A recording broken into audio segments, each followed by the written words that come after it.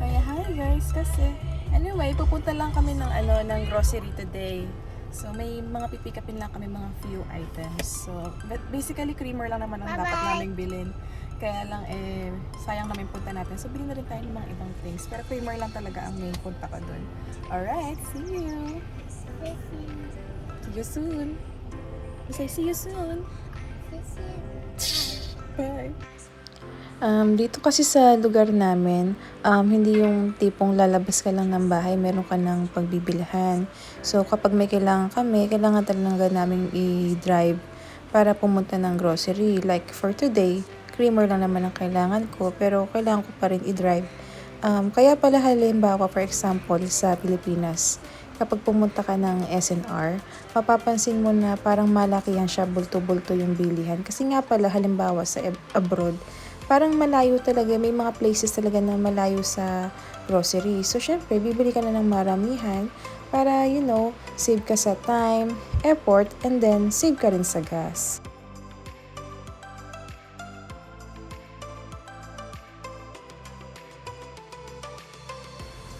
Dito kami ni Liam pupunta sa Sobeys para bumili ng creamer and then ng snacks na din. Dito na kami!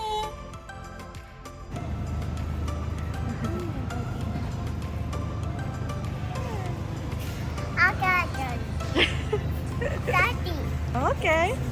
Na-notice ko na part ng culture nila yung pagbe-bake. So, sa mga groceries nila dito, marami kang mabibiling mga bake products like cake, mga muffins, mga cookies, maraming ganyan dito.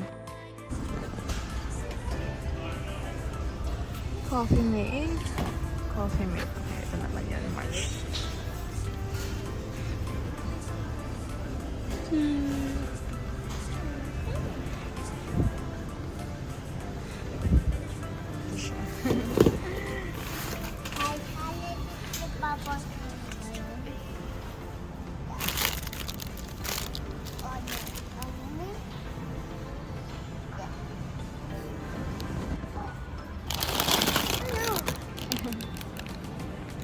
So, ano na yung pamili natin.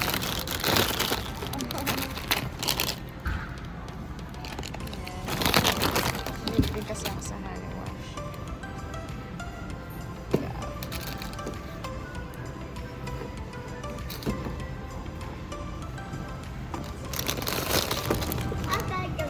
You want ice cream?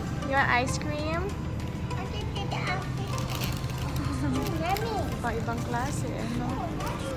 Sobrang daming choices ng ice cream dito. And then sa mga tinry naman namin, lahat sila masarap. So masasarap yung mga ice cream nila dito.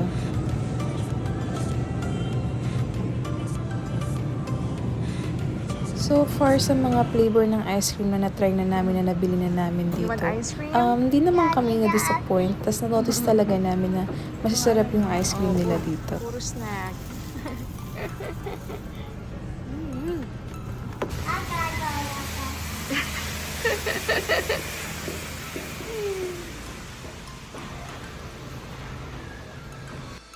During springtime and then summer, habi nila dito yung gardening. So maraming binebentang ganyang mga plants, iba't ibang klase.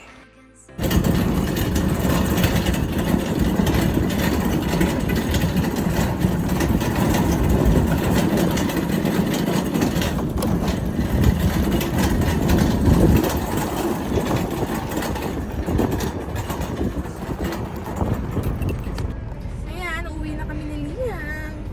Biyahe na tayo. Okay ka na? Pagod na si Liam. You hungry? You want dede? You want dede, Liam? Oh, sus. Mainit kasi. Hello. Susunduin naman namin si Bella sa school. Wala ganun talaga buhay namin. Routine namin to. Pero okay lang naman. Nasanay na rin kami. Dati nga may school ba siya. Pero nasanay na rin kami na wala. Okay naman. Mas prefer na rin namin yan.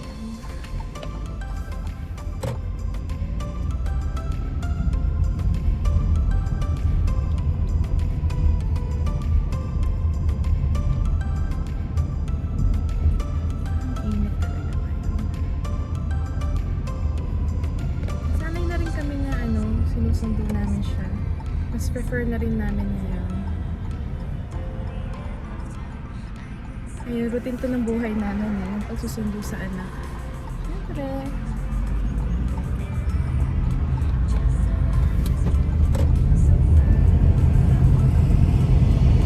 Mainit talaga ngayon.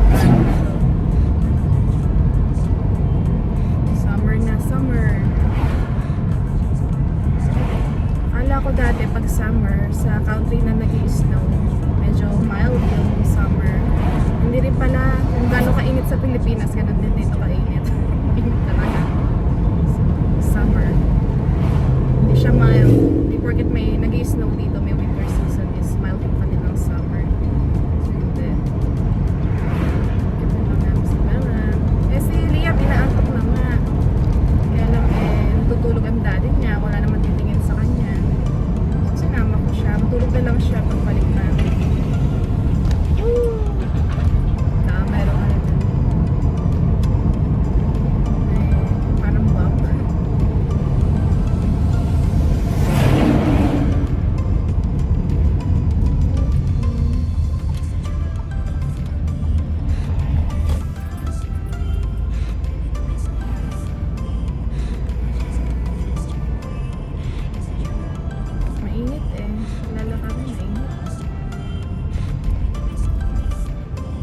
Liam, okay ka lang doon sa likod?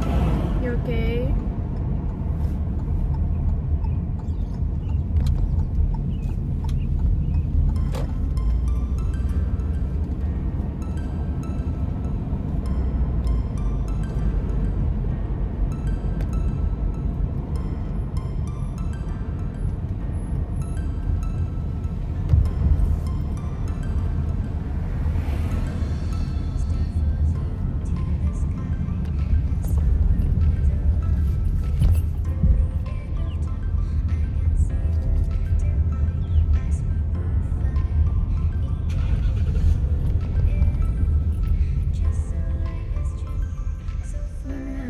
Sa school.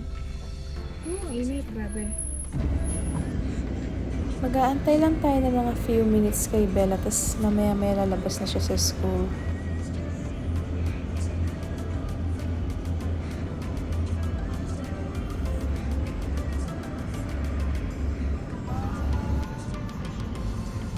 Nakikita ko na si Bella. Ayan na siya.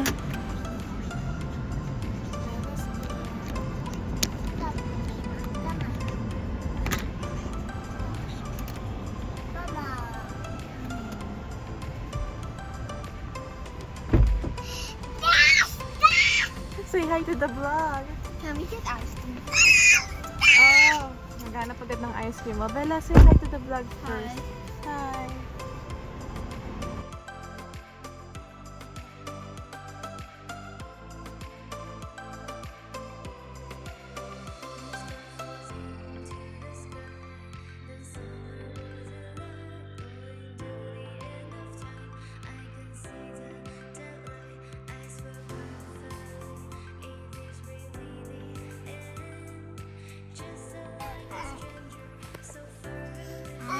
Gusto niya na... Bye. Bella, gusto mo na ice cream? Binili ka ni Liam ng ice cream. Oh, you say thank you to Liam. Ano, kita sa video, kinikiss ni Bella si Liam. Naharot, kaharot. Alright, let's go! Stop! Stop to.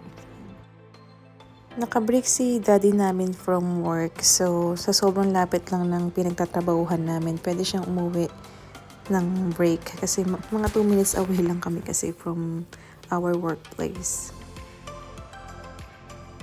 Hanggang dito na lang ang aming vlog. Sa susunod ulit. Bye!